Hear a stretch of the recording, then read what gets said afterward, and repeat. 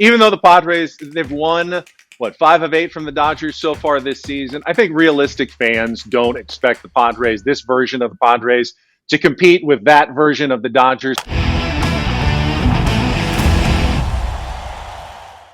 Ben Higgins, you can follow him at Ben Higgins SD. He is a sports director and also radio host of the very popular Ben and Wood show on 97.3 The Fan. Ben, great to have you on here for the first time. Appreciate it. Of course, it's not the best timing, but it's also relevant timing. So what have you witnessed in Padres baseball in the past 2 weeks? It's funny because, if we had been on 3 days ago, this would have been a very different conversation about a team headed in the right direction, playing some good baseball under Mike Shildt, 4 straight series in a row, taking 2 or 3 from the Dodgers. All was good in Padres world and on our show on Monday morning. And then the Rockies come to town and sweep 3 straight, and the Padres looked like their worst series of the season. And, of course, now fans think the sky is falling. Mike Shildt specifically said the sky is not falling in his clubhouse yesterday, but that's where we're at this moment, trying to figure out who the real San Diego Padres are. But haven't we really been trying to figure out who the real San Diego Padres are for the last 3 or 4 years? Lots of talent, play a lot of good baseball. Somehow at the end, doesn't seem to be enough wins at the end of the season. That was going to be my first question. Which team do we get? Is it the one that seems to be able to handle the Dodgers? Or is it the one that just gets swept by the Rockies? Now, I know the Rockies are playing really well right now, but still, this is a team, if you look at the schedule and you're a Padres fan, you're like, okay, we just had a big series against the Dodgers. We won the 2 out of 3. Yu Darvish goes out and shoves on the last game. And, we got the Rockies coming to town. Man, we can keep this momentum going, and then, boom, we lose 3 in a row. So which one is the real San Diego Padres? Or is it just always going to be a team that we think is better than what they are? Well, I think the real San Diego Padres will be determined by whether or not Manny Machado and Xander Bogaerts start hitting like Manny Machado and Xander Bogaerts. Because honestly, the guys who have carried them to a pretty decent start are Jurickson Profar, who signed a $1 million deal in the offseason and honestly has been the best outfielder in the National League, I think, to this point of the season, which is incredible. Jackson Merrill, who is a rookie who had never played center field. He showed up to spring training, had never stepped into center field in his life, and is now the starting everyday center fielder for the Padres. He's done great. And the bounce back from Jake Cronenworth at first base. All those questions were answered. And then the guys that you're counting on to be the heart of your offense, Xander Bogaerts gotten off to a terrible start. Manny Machado, coming off the elbow surgery, has been in a major slump lately. And even Fernando Tatis Jr., while he hasn't been bad, has not been the take over the game Fernando Tatis Jr. like player that we have seen in the past at times. So those guys get going. Padres should have enough pitching and depth to be fine. If those guys don't get going, I don't think there's much hope for the rest of the season. Mm-hmm. Fair. Yeah, very fair. Yeah. You need your stars to be stars, right? I mean, you need them. What did you think of the Arraez trade when that went down? I mean, I'm sure you were shocked, as anyone was, on the timing at least. I try not to be shocked by A.J. Preller anymore, covering him for the last decade. He can do anything at any time, including trading for a batting champion in May. To be honest, we had heard some rumors at the start of the season that he was very interested. Once he's interested in a player, guy locks on like a bulldog, and he's got enough depth in his farm system because he continues to replenish that he's not afraid to pull the trigger on these deals. So it wasn't shocking. It was a little bit surprising. As someone who grew up watching Tony Gwynn as a Padres fan here in San Diego, I know it's not fair to compare him to Tony Gwynn. He's not Tony Gwynn, but he certainly is the closest that I think there is in Major League Baseball right now. Left-handed hitter with unbelievable bat control, almost never strikes out. He really has been fun to watch in this first, week and a half or so in San Diego. And I think fans have really gotten in, his very first game, obviously, gets the walk-off against the Dodgers on Friday night. I was in the stands. It was a sellout crowd, as always. People went nuts. So he's gotten off to a really positive start here in San Diego, to be sure. Hey, we might have lost someone else that wasn't me. I'm so sorry. I thought someone was going to pop in. I got a question. We're talking about possibly some underperforming, the fans getting a little bit antsy, wanting to see some more wins, and the Rockies are steamrolling everyone right now. So I'm not going to hold that fully against you. But in your opinion, let's say the season ends, the irregular season ends tomorrow. what would you, or what do you think, maybe speak on behalf of the fans, consider a successful season, putting you in a good position to go in the playoffs? Like, is this coming back, beating the Dodgers in the division? Is this locking up that wild card spot? And we'd be good with that because the Dodgers are the Dodgers, and we know what they do. In your opinion, what would you consider a success? First of all, I'm good. One-on-one conversation. We can do this all day. I'm happy with All right. that.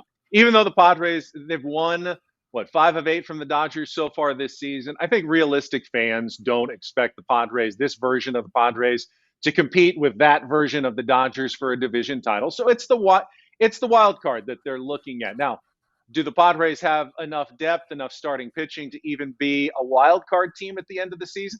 I certainly think you do. You don't go out and trade for Dylan Cease. You don't add a batting champion in Luis Arraez unless you think you've got a shot at the wild card. And they are currently 2 games under 500. They actually are holding the 3rd wild card spot in a underwhelming National League right now. So they're in the mix. They expect to be playing better baseball. It's something Mike Shildt stressed since he took over as manager. We're going to play better as the game goes on, as the series goes on, as the season goes on. You remember his St. Louis Cardinals team that won, 17 in a row there in September to steal a playoff spot from the Padres back in 2021. That's his constant message. He never deviates from his message, and he fully expects this team to continue to get better. If that's true, then wild card is the goal. And of course, as we've seen, you get into the playoffs, you don't have to be a division champion to win a World Series. They beat the Dodgers in the division series 2 years ago. They'd love to get another opportunity at the Dodgers again at the end of this postseason. But really, any opportunity that gets them playing in October would be, I think, a successful season for the San Diego Padres, even if they went out early. They lowered payroll by almost $100 million in the offseason. Tell me how many teams have ever lowered payroll by $100 million and then went out and said, we still think we can make the playoffs, and if everything goes right, maybe even make a run toward a World Series. I don't remember any until maybe the San Diego Padres team. We'll see if the depth and not bringing back. You talk about guys like Blake Snell, obviously, Josh Hader, the big stars. You were just talking about Seth Lugo. He's the guy that I so wanted the Padres to bring back this season. They offered him a contract. The Royals offered a little bit more, and in payroll reduction mode, they made a tough choice to not up their offer. And if there's one move they regret right now, I don't think it's the Juan Soto trade, because they needed pitching, and they got Michael King, and they've got some good arms. They helped. Drew Thorpe was partially the reason they were able to get Dylan Cease. I think it's not re-signing Seth Lugo has been the biggest regret of the offseason for the San Diego Padres.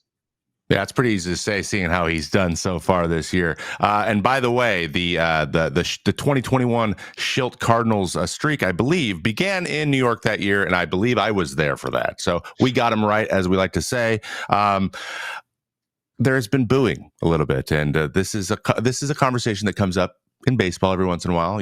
Usually it's somewhere up in the Northeast, but we have some of it going in San Diego. And then we have Xander Bogaerts making his comments, Michael King coming out and saying, we got smart fans. I like that. That's a smart play, Michael. Very nice. In your estimation, how have the fans responded? Because different fan bases respond differently. They're like, we don't want to hear it, just do it. Or they're like, oh, we appreciate that that you're feeling what we're feeling. So what's the vibe down there in San Diego in the old fan sphere? Yeah, everyone thinks San Diego, we're all so nice. It's the weather's beautiful. We're going to play West golf. Coast. I am going to play golf this afternoon, because why wouldn't I go play golf in a place like San Diego? But the fans are so hungry for a winner, and they've been, if not promised one, they've certainly been led to believe that with the payrolls of Peter Seidler, rest in peace, and the moves that they've made, the stars that they've signed, that this team, inside and outside, expects to be a playoff team and a World Series contender. And over the last 4 years, they had one run to the NLCS, which was great, but otherwise it's been a disappointment. What do disappointed fans do other than boo when they're disappointed, when they're sitting in the stands and there's nothing else they can do? It's cathartic. It's a way to express your displeasure. I hope players don't take it too personally. That, I don't think fans all think that Xander Bogaerts is a bum, or Manny Machado is a bum when he grounds into a double play with the bases loaded, down 1 against the Colorado Rockies. Yeah, it ended the game and people are upset and they boo. It's just the only thing we can do as fans. We don't have control over the game, so we're frustrated. That's what happens a lot. I'm not a booer. I'll cheer when they do well, and I'll just kind of sit silently when they don't. But I understand, and I think most of the players also do understand that feeling of frustration because they feel it as well. They're not going to boo each other, but the fans are allowed to do it, and I think they mostly get that they're going to hear boos when they're not playing their best. That's what happens. Okay. Hey, we got more people. All right, I got one. Let me take over for a sec because. Wait, what? We're back? Yeah, we're back. No one even knew. No one even knew. We had a little internet snafu, but we're back. We've actually been pretty good lately. Thank you, Florida, for holding up. I even said this. You can move back to New Jersey any point, Scott. See ya. Actually, Florida internet went down. No way. Yeah, shocker. We're back. Anyway, I would like to ask you further questioning on the potential outfield starter at the All-Star game for the National League, one of them. What the heck is going on with Jurickson Profar? I know he's had success in the past with the Padres, but not like this. And last year, he did not play well with Colorado. What is this? Because this looks like the player who was hyped as the better prospect than Bryce Harper 15 years ago. Jurickson's a pretty amazing guy. He just has a comfort level, obviously, on this team and this organization, and he's putting up career numbers. I don't know how long it's going to last, but he looks so locked in, and it's from both sides of the plate. And one thing he's told us this season is that he's decided not to set goals for himself. He said, every year, I set these goals for myself. I put them really high. I never got to them, and I get frustrated, and I'd start tinkering. This year, I'm just going to, go out there and just be me and do what I can do. And it's working for him right now. By some metrics, Jurickson Profar, before he was released by the Colorado Rockies last year, was the worst everyday player in baseball, by the WAR numbers. And now he's arguably the best outfielder in the National League this year. You don't see turnarounds like that, especially for a guy in their 30s, but he's a leader on the team. He's friends, obviously, with Machado and Tatis. They respect him. He just got his 10 years of service time. They had a big, celebration and party for him when he hit that milestone a little bit earlier this season. He's a guy that people listen to.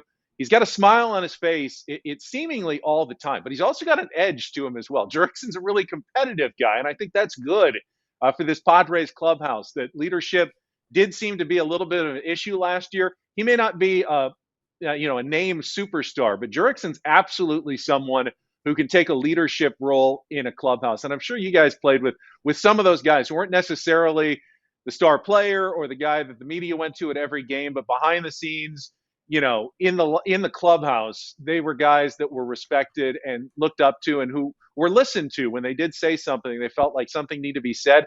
Jurickson is kind of that guy, at least in San Diego. Whether he was in other organizations, I don't know, but I can certainly speak from my time covering the Padres. Hey, Ben, how close is Musgrove and some of the injured Padres to coming back? Because they've been a little bit banged up, but not awful like some. Not teams, too bad, but it's been kind of at weird times and some strange things. But I know they need Musgrove back if they're going to compete. Clearly. Yeah, so Darvish went on for the minimum, and he's come back and hasn't given up a run since he came back. And then Musgrove went on with the elbow, so I think they called it inflammation or triceps tendonitis. He threw a bullpen early this week. I think he had another one yesterday. And if all good feels good, I wouldn't be surprised to see him on Sunday Night Baseball against the Atlanta Braves this week. They got Randy Vasquez penciled in right now, but if Joe can go, I would think that maybe on a pitch count, 5-inning type limit, you might actually see him back, which would make a minimum stay for both of those guys. Manny went on paternity for a few days, but other than that, I don't think you can really blame injuries for anything that's going on with the San Diego Padres. Their pitching depth, especially starting, is very thin. At some point, we might see some of the minor leaguers that they've been touting, like a Robbie Snelling or an Adam Mazur, get a call up, but I don't think they want to do that too early in the season because there's limited innings. So they're going to need Musgrove, and they're going to need, obviously, Cease to keep doing what he's doing, Darvish to pitch well. King's had a couple of spectacular ones mixed in with a couple of clunkers like yesterday against the Rockies. And then the fifth spot's been, Waldron. That knuckleball's fun, but you can never predict whether it's going to be good. So they're definitely a little thin on the depth at the back end of the rotation. Makes sense. And what about Ha-Seong Kim? What's going on with him? He was one of the best players in the league last year, and he's just off to a bad start. Or is there? And what was the scare? He had a scare the other day too, or something. Yeah, he got hit by a pitch on his wrist, although, he came out of the game but was able to play the next day. I think he's been healthy. Had some weird, defensive issues early in the season. I mean, the guy is so good with the glove. You're almost shocked when he commits a couple of errors. So clearly he's gotten off to a slow start. There's no real explanation for it. It is a contract year for him. And while some guys like Juan Soto thrive when they're about to hit free agency, I know other guys, maybe that can be a weight, knowing I got to play really well this year if I want to get my big contract. And he is in the last year of his deal and not sure, where he's going to be in the future. Padres have plenty of shortstops on the roster, obviously, with him and Xander and Tatis and Jackson Merrill all playing at other positions. So there's not a ton of future job security necessarily for shortstop at the San Diego Padres. Could that be, playing on, what he's thinking about at the plate, or is he just off to that normal kind of slow start that some guys get off to every season? I don't know, but he'd be one of the guys that needs to play a little bit better along with Bogarts and Manny if the Padres really want to get to where they're hoping to go later this year. I know they haven't necessarily had the success that Pods fans were hoping for 5 to 7 years ago heading into this run, but they are entertaining. They are interesting. AJ Parler keeps things interesting. I'm expecting much more for him over the next couple months. Ben, it's great to talk to you and have you on here for the first time. Love your show. You do a great job on there. And everyone, make sure you give him a follow at Ben Higgins SD and check out Ben N. Woods on 97.3 The Fan. Thank you, Ben. Appreciate it, guys. Off to the links. Hopefully I can break 80 today. Ben, before you go, I just have to say, when I saw Ben Higgins was coming on, I'm like, oh, I know Ben Higgins, the guy from The Bachelor. No, I know. And I'm like, I played golf with Ben Higgins. And then you're talking, and I'm like, wait, he looks different on. But he's a golfer. I interviewed him before. I know. Yeah, I got all of his mentions when he was The Bachelor because I was verified and he wasn't. So they were a lot of lovesick women out in this country that were communicating with me instead of him. Oh. Nice humble brag. Love that. Yeah, love that. Yeah. Hey, everybody. Be sure to like and subscribe for more content. We're back here every weekday, all year long, so do not miss an episode. The videos are coming in all day. Here's another video you might enjoy. Baseball the way it should be covered.